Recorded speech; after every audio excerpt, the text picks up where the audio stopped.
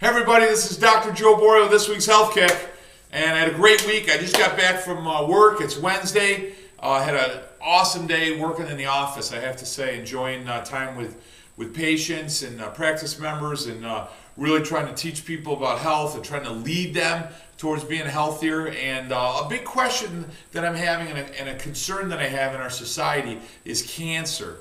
I see so many people coming down with cancer, and you start to see now it's the second leading cause of death in the United States in regard to diseases. 560 to 600,000 people a year are lost to cancer, and we start to wonder. I have questions in my office. Hey, Dr. Joe, what is cancer? When we talk about different types of cancer, leukemia and pancreatic cancer and lung cancer and so forth, what causes it?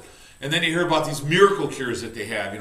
Are there really cures for it? And is there a conspiracy and all this stuff? So let's first talk about what cancer is. What is cancer? That's the first topic that I think we need to handle. Cancer essentially is your body's the cell on the cellular level has lost the ability to control replication of a cell. So for the most part, all the cells in the body regenerate, meaning you make new cells in the body. So let's take liver, for example. You're constantly making liver cells. Your liver's regrowing, other body parts, your lung, and so forth are growing.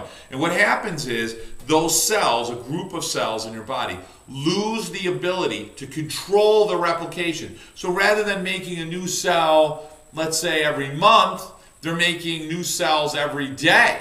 And those cells are made so quickly, so rapidly, that the cell itself becomes a dysfunctional cell. The cell isn't really a liver cell. It starts off as a replication of a liver cell, let's say, but it's made so quickly that it doesn't have all the internal structures like it should. And then what it would be like, let's say Toyota is making a bunch of cars, right? But let's say the manufacturing of the cars becomes so high, and you've seen that with car companies, right? They start making so many cars so fast, the quality of the car drops, and therefore the car doesn't work properly. Then you get recalls and all that. But let's say they were making them so fast that, some of them they forgot to put an engine in, some of them they forgot to put a gas tank in, some of them they forgot to put wheels in. Well, the car doesn't function. The car doesn't have any purpose. So it's functional in the sense it's alive, but it doesn't add to the function of the liver. So it starts taking up space in the liver of a bunch of dysfunctional cells that are sucking energy and blood and nutrients from the body. They're living cells in the body, but they don't have any control. They're constantly replicating and they have no function. They're not doing anything other than sucking the body of its nutrients and its energy. That's what cancer is. So why would cancer then grow? Most of the time, cancer grows from chronic irritation. Something that's chronically irritated, something that's constantly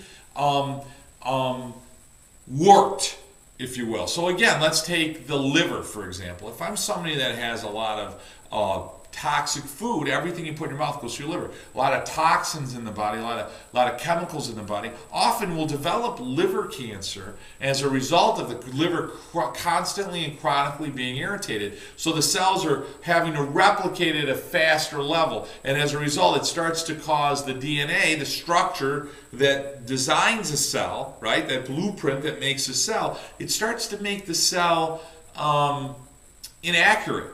Mistakes start to occur in the DNA. And there's another issue, it's called, which we've addressed in other health kicks, they're called epigenes. Many of us we've heard it described as genes for breast cancer. There's a problem with that whole theory.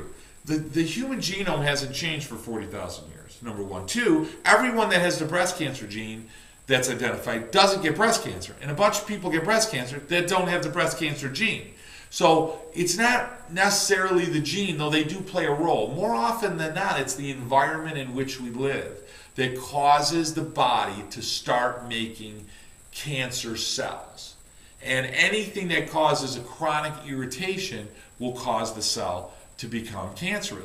Let's take, for example, radiation. We're constantly being bombarded with radiation right now. We don't think about it's environmental radiation. It's at a low amount.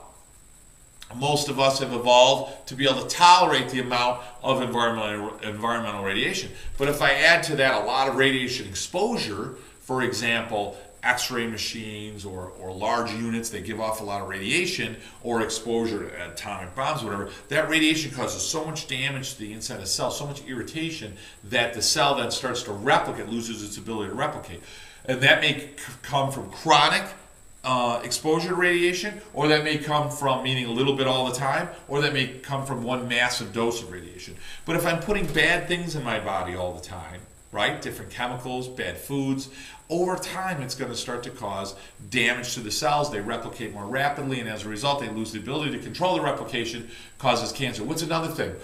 Right? Smoking, chronic irritation in the lungs, you're more prone to what? Lung cancer. People that eat lousy foods. Colon cancer isn't genetic, it's familial. You usually eat like your mom and dad ate, so as a result they had colon cancer, chances are you're going to get colon cancer. But it's from chronic irritation from the food that you put into your body. Same thing with pancreatic cancer. Pancreatic cancer, much higher incidence of people that take aspirin. So you see all these people told to take aspirin therapy, it causes an increase in pancreatic cancer. That's kind of scary. Plus the pancreas gets sick from all the foods we eat. So bad foods, processed foods, pancreas has to release more digestive enzymes. It gets irritated chronically, 20, 30, 40 years goes by. Now we got pancreatic cancer at an incidence that's never been seen before in human history, when years ago it was almost never heard of. Now you got thousands of people coming down with pancreatic cancer. So that's what cancer is, and that's what it's caused. So the treatment of cancer is removing organs, radiation, heavy drugs. I'm not saying it should never be done,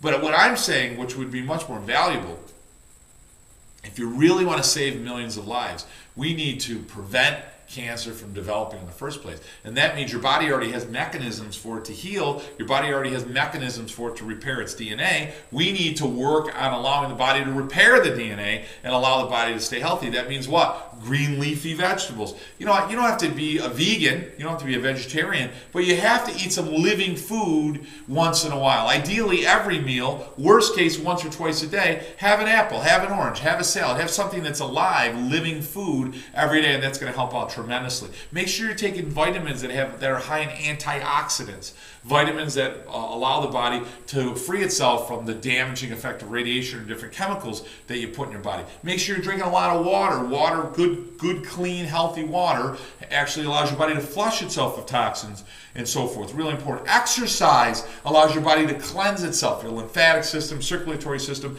everything gets actually flushed and allows the body to work better. Another great one is sleep, controlling of your stress. Your mental state, a lot of stress in your mind, if you're not thinking good thoughts, will make you sick. And one of the last things, and a very important thing, is the adjustment.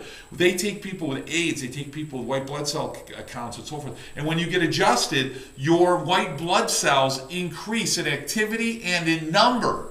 So you're less likely, people under regular chiropractic care, less likely to get cancer. It also raises what they call serum thiol levels, which is a compound to help repair DNA. People under long-term care, they had to be under care for 18 months, actually had better repair to the DNA, less likely to have cancer, less likely to have the effects of aging.